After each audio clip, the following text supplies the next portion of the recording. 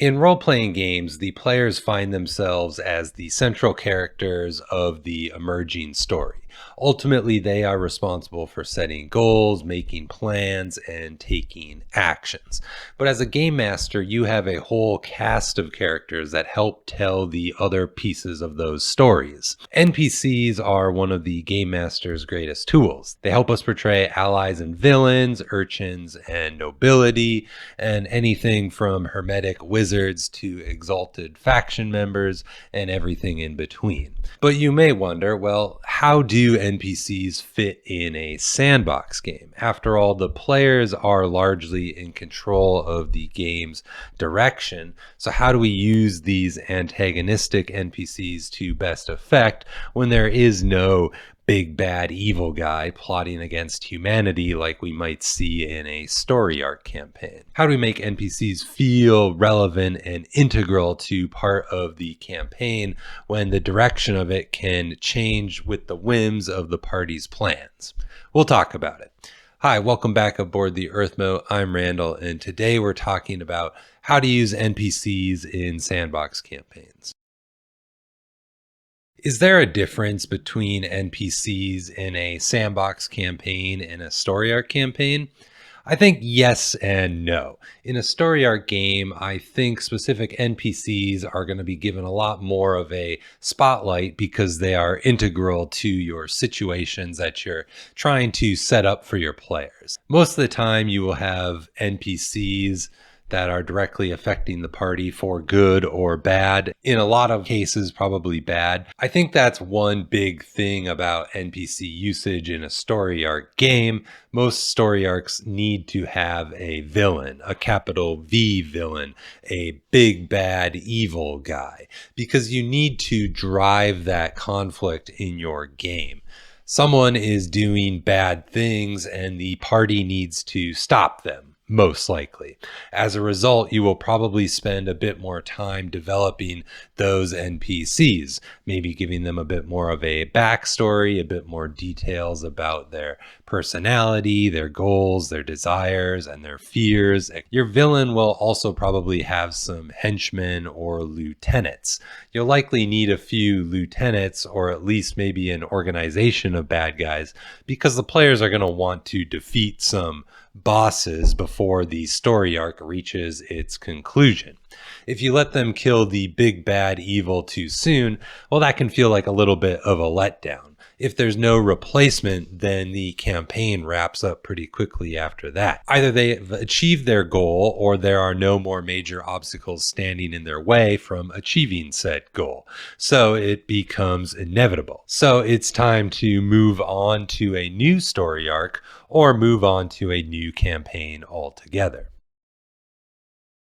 Okay, so we have a sense of how antagonistic villains work in a story arc campaign, but what about a sandbox? Well, when I'm designing sandboxes, I definitely create NPCs that are villainous. You have your bandits, your scheming wizards, your intelligent yet cruel monsters. All of those things can be included within your game. But I guess I'm not worried about my villains like I would be in a story arc game. In a story arc, I kind of feel the need to protect them if they are integral to the situations I'm setting up for the party. In a sandbox, if the players defeat them, well, there are plenty more to just go around. The party's objectives aren't necessarily on such a large, high-stakes scale like they might be in a story arc game, and they don't necessarily follow a logical, linear path. And as a result, at any given time, their opposition can change. Yes, you should still have NPCs that oppose the player's goals because conflict is still king in a sandbox. But because the players follow their own goals rather than ones I lay out in a story arc fashion for them, they are kind of helping me create their own opposition. Not so much in the sense that they are having an actual hand in kind of the back end design work, but rather they help me focus my design work based on the efforts and their plans that they want to have happen within the game world. That kind of helps direct my focus on what opposition I need to design for them. Also, we don't have to worry as much about henchmen or lieutenants in a sandbox. Your necromancer doesn't need an apprentice ready to pick up their skeletal spine staff and go after the players. If the necromancer dies, that can be the end of it. They could have an apprentice, but if they don't, the players will just move on to their next goal now that their opposition has been cleared away. I think your villains come much more organically in a sandbox. The villain that escapes the party's clutches can come back to harry them at a later date. And it kind of has this different feel to it because the villain's context, their reason for hating the party, has emerged naturally from the unfolding events at the game table. In a story arc game, I'm sort of forcing them to deal with a villain. I'm putting that villain in front of them and showing them bad things that they've done, and I'm saying, deal with it. In a sandbox, the villain emerges from the events at the table, and I think that gives the players a little bit more buy-in. Say the party encounters a bandit king known as Three-Fingered Jack, and have the following to summarize their events with the man. Three-Fingered Jack stole our gold and magic items with his gang of bandits when we were trying to return from the dungeon with our newly won spoils. We were badly injured and had no magic left to fight him with, so we had to give up our treasures or face near certain death. We will be getting even with Three-Fingered Jack. Three-Fingered Jack is just a bandit king that emerged from a random encounter roll under the right circumstances for him to play the villain against the party. The player's subsequent investment in Three-Fingered Jack is the occurrence of some probabilistic dice rolls, not some plot I cooked up ahead of time. Did you know you can help me steal YouTube's gold and magic items by hitting the like button, and consider subscribing if you want to see more content like this in the future? Well, we've talked a bit about villain NPCs, but what about the other folks, the allies, the minor characters? Are they different in sandboxes and story arc campaigns? I don't really think so. Your basic structure of these NPCs is going to be largely the same across styles of campaign. In a story arc game, you could probably put some more careful planning into who is supposed to be the allies of the party, but if that pans out is still a matter of resolution at the game table. For a sandbox, I'm probably focusing more on the NPCs' goals and ambitions from a more neutral standpoint. I don't like to assume which side the parties are going to take. Even for my more villainous NPCs or factions, it's possible that the players decide to work with them. So yeah, I guess my perspective is a little bit different when I'm kind of planning out these NPCs. But for the actual designing of the NPC, like determining their personality, their goals, their possible stats, no, I think they're quite similar. I don't really have a different process for designing NPCs in that regard. Okay, now that we understand some NPC differences between the campaign styles, how do we best use NPCs in sandboxes? Well, as a game master, your NPCs are your mouthpiece to your campaign world. So they help you convey the conflicts, the information, and create stories with your party members. And I think that's best done by using the NPCs in your tried and true staples of a sandbox game. That's going to be your dungeons, your factions, and your random encounters. When it comes to dungeons, exploration is a central pillar of sandbox play.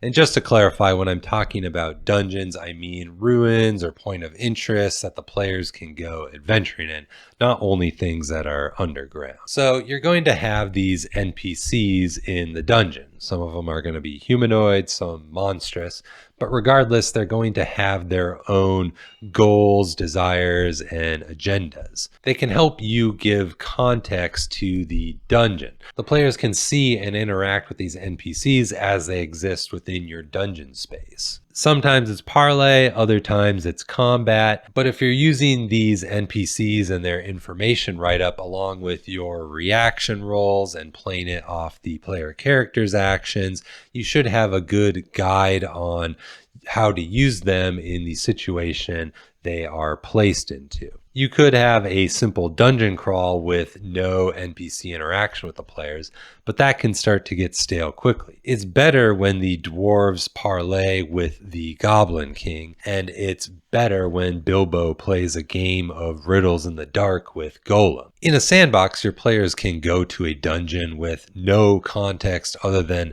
that place looks cool, let's go check it out and see what's inside. The NPCs can help your players set the stage for what the dungeon is about. For example, Gareth the Red Mage is here in this dungeon trying to recover the Lost Wizard's Codex on conjuration magic. But there's a giant construct defending the seemingly only hallway to the vault. Perhaps there's a secret passageway to the vault, but there also seems to be a deactivation sequence for this construct. Gareth is working on piecing the deactivation sequence together, and he's willing to work with the party and share this information with them as long as he can have the Wizard's Codex. The party, however, can have all the other treasures that are rumored to be within the vault. Now, this is a very simple setup. The NPC has information on the dungeon that they can provide to the players.